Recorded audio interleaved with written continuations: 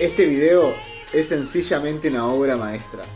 O sea, podría ser usado como un comercial, como un reclamen publicitario de lo cool que son los Tiny Wood. Vemos cómo recorre la casa, cómo sale, cómo juega con el entorno, como decimos siempre.